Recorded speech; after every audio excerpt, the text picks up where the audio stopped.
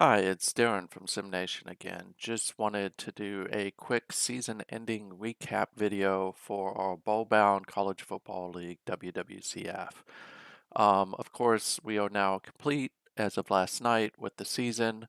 A huge shout out and congratulations goes to Merrill at Texas Tech, who won the WWCF championship, um, as well as to the runner-up, Rob at Louisville, who had a great season and made a strong run through the playoffs in order to make it to the finals and play a very competitively close game against a powerhouse team in Texas Tech. So just going to walk through real quick what has happened since the last video, kind of talk a little bit about some other things, and then kind of close it out with what is coming next. So, I think the last time that we talked, we were just past conference championships and on the edge of the playoffs. So if any of this is repetitive, I apologize. But in the first round of the playoffs, Texas Tech, of course, demolished Connecticut. A story though is Beckham and Stone. Beckham is was one of the candidates for the Heisman. He didn't win it, of course, but definitely had a great season. And Stone is just another in a long line of great running backs from Texas Tech. And the other one is Mike Cart, one of the mini Mikes. Pretty easily handled Montana. Montana, of course, had a great season. That's one of Rob's many teams. But Mitchell, who was the Heisman Trophy winner, definitely had one of those really strong games. I mean, he only missed 5 passes, 392 yards, 3 touchdowns. That's pretty amazing. And Mitchell, of course, had a very good game, who's one of their top wide receivers. The shock of the first round was Rutgers losing to Wyoming. So Wyoming is one of Rob's other teams, and this one's pretty much of a shock.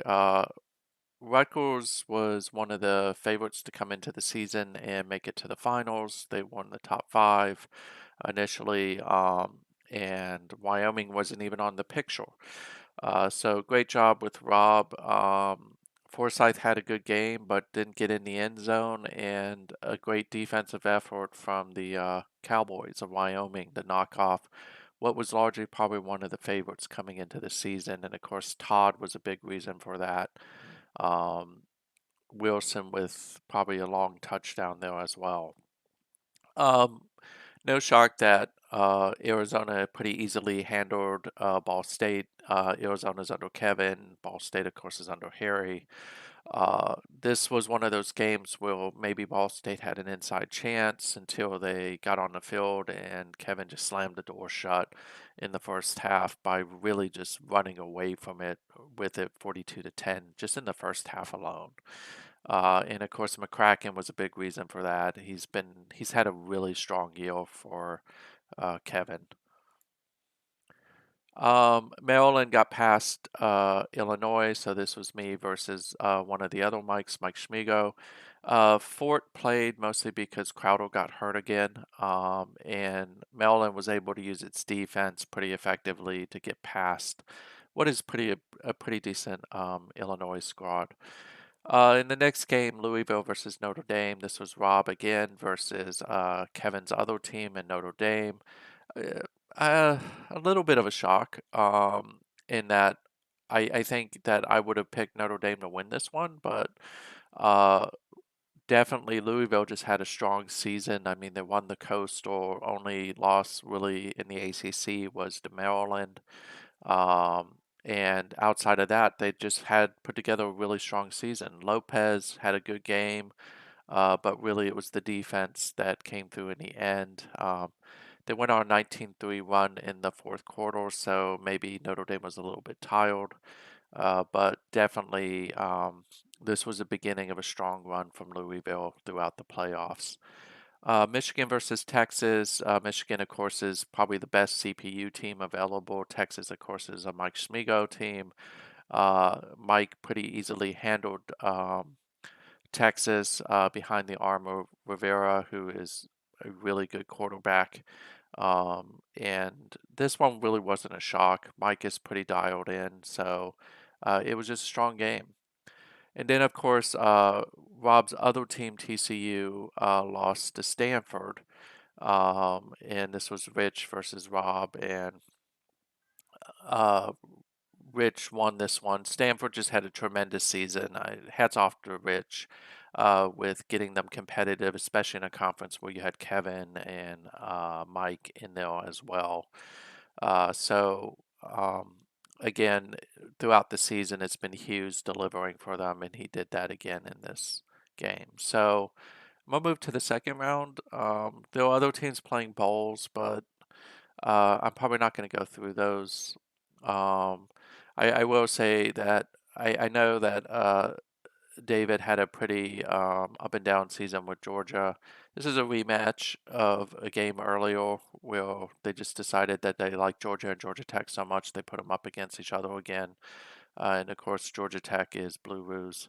Um, and David won this one pretty handily, which a little bit of a disappointing season for Georgia, who was probably one of the favorites to win the SEC, and it just didn't happen this year. And then, of course, if I remember correctly, Ohio State is Rob's other team, and they beat Western Kentucky pretty handedly. Not pretty handedly, they pulled it out in the end, um, mostly by um, the second quarter output. So, uh, it's a good win for them. Definitely he needed that. Washington State made it to a bowl only to get trounced by one of my former teams in Baylor that's now run by Beats. Beats has done a great job with Nolan. It just had a tremendous game. I mean, that's only threw 27 passes, 422 yards, 4 touchdowns. That's pretty amazing. So we'll go to week 19. I'm going to change the view here a little bit to try to see the games that we need to see. Uh, some bowl games that mattered. Marcus won with Kent State. Marcus, of course, is one of the traditional powerhouses in the Pac-12, but with the addition of both Arizona and Stanford, it made it a lot more competitive. Um, for him, this will be a disappointment to play in the Sun Bowl, but at least he finished strong with a 9-4 season. David Keene had a pretty good first season with Penn State. They traditionally have been down. He got them into a bowl. So 5-8, not great, but then also a pretty good Auburn team. And then Arkansas is another of those teams that maybe had a little bit less of a great season than they wanted with Carter, and he lost a very close one with Oklahoma, who is one of the strong teams out of the Big 12. Now to the playoffs themselves. Stanford lost to Texas Tech. It was a really close game, so hats off to Rich. Playing Merrill at Texas Tech is really hard, and he kept it close until in the end, I think just that the Red Raiders were a little bit too much with them. They scored 10 points in the fourth to take the game. But again, his quarterback Freeman had a pretty strong game. Texas got by Mississippi State. I had predicted Mississippi State to probably be one of the teams that would run the table and make it to the finals. Texas and Mike had other ideas, so it was a battle of the Mikes. And in this case, Mitchell had another good game, but in the end, Rivera was a little bit too much. And again, they had that run in the fourth, 15-6, that ultimately got them the win. In a battle of the Robs, Wyoming versus Louisville. Louisville won this one. This one was kind of expected. Louisville is much stronger than Wyoming. But again, Lopez just had a tremendous season and threw for 371 yards and 4 touchdowns. Uh, this one kind of stings a little bit. This one was the Maryland offense. Du Bois started because Crowder got hurt again. And he's just, I'm coming to the realization that DeMoy is not my quarterback. But Kim played his heart out, who's Maryland's 5-star wide receiver.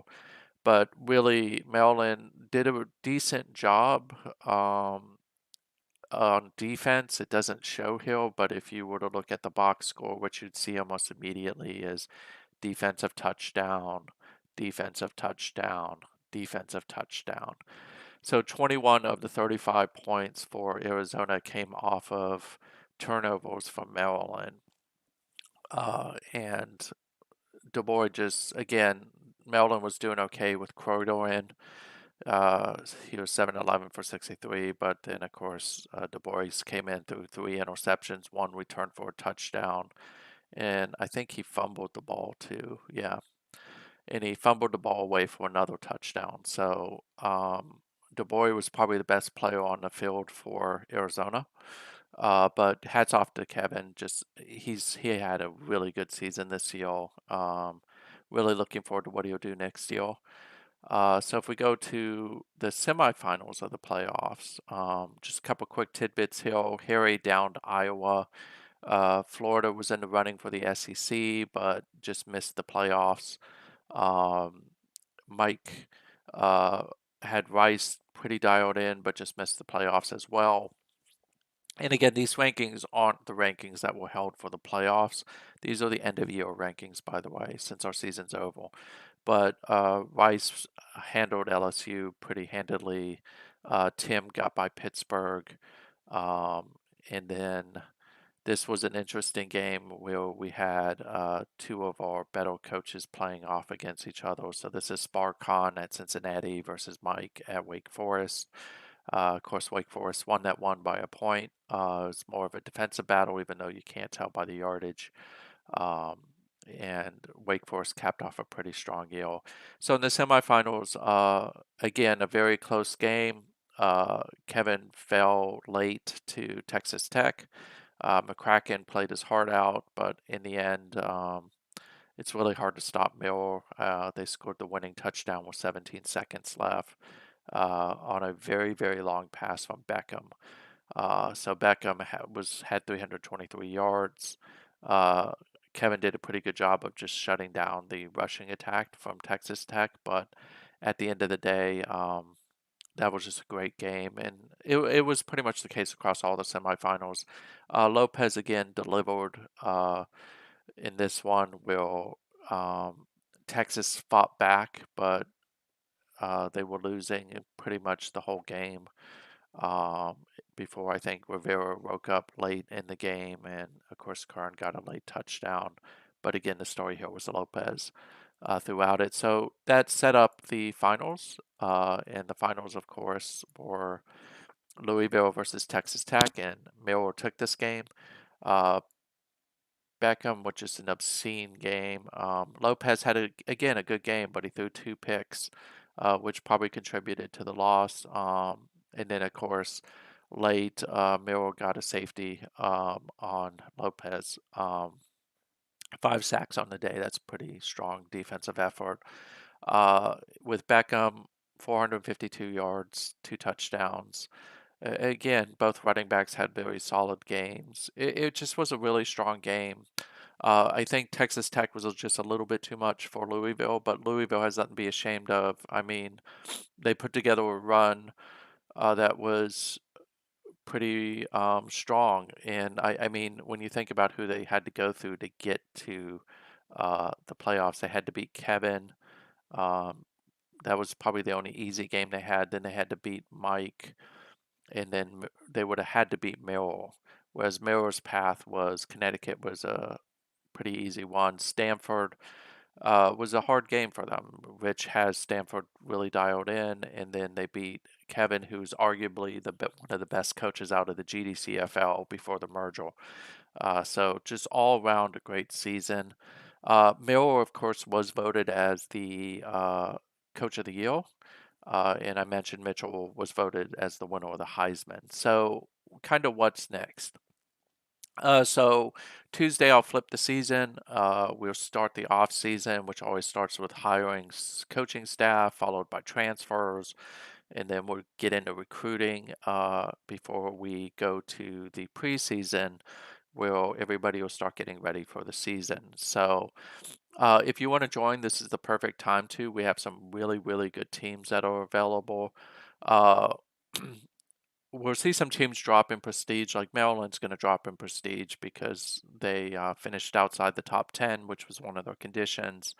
Uh, but you'll see some teams drastically bump up, like Louisville should drastically bump up. Texas Tech probably is not going to bump up too much because they're already at a high level of prestige, though above 95. Um, You might see Rutgers drop a little bit because of the playoff loss in the first round, but we'll see about that. And then there'll be some other teams, but we end the year with we'll do the media. Texas Tech at number one, Mississippi State at number two, Rutgers at number three. Stanford, a big move from 10 to 4. Uh, Arizona dropped one. I don't know that I agree with that, but I'll leave that alone.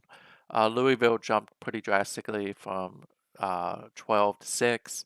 Notre Dame dropped one. Rice jumped pretty dramatically from 14 to 8.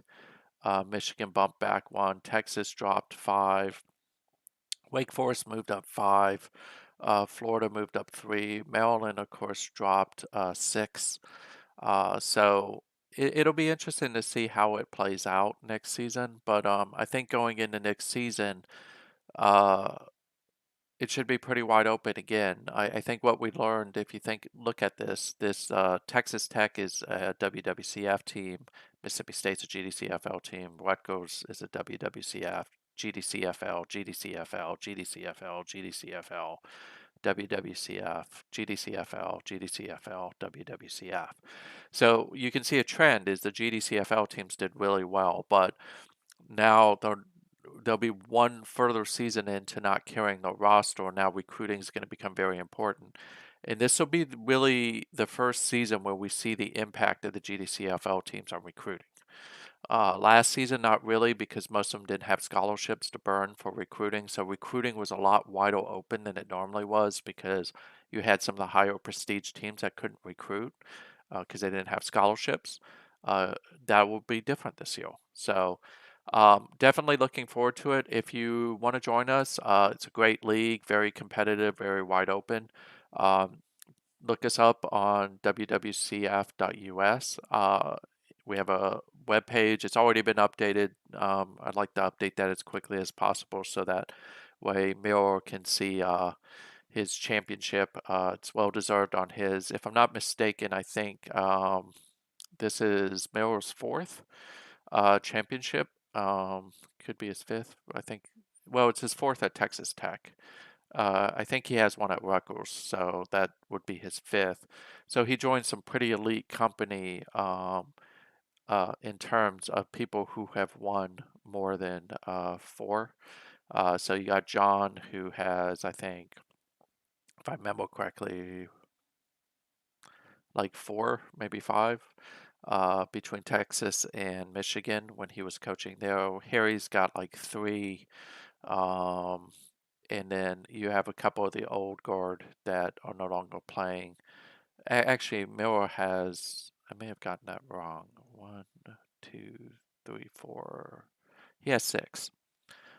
So the only person that maybe has more than him at this point is me, who Maryland has quite a few. But he's up there with John. I think he passes by John now.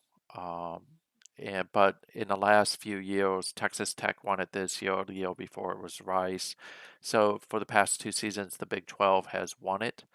And then Mike won it with. I'm sorry, Marcus won it with Cal, and then Mike with USC. So it's 2 years of the Pac-12 winning it, and then of course in 2041 Rutgers won it. Um, so pretty wide open. Definitely, if you want to join, you got a pretty good chance. Michigan is probably the top team open right now, but Utah's open. Um, what else? Marshall's open. Marshall's a very good team in the East. Auburn is open. LSU's open. And then, of course, Oklahoma State is not open. Good job, David. That's his other team. He really did a phenomenal job in his first season with the Cowboys. So that's it for now. Look forward to seeing you all. We'll flip the season on Tuesday and we'll start our process to the next championship.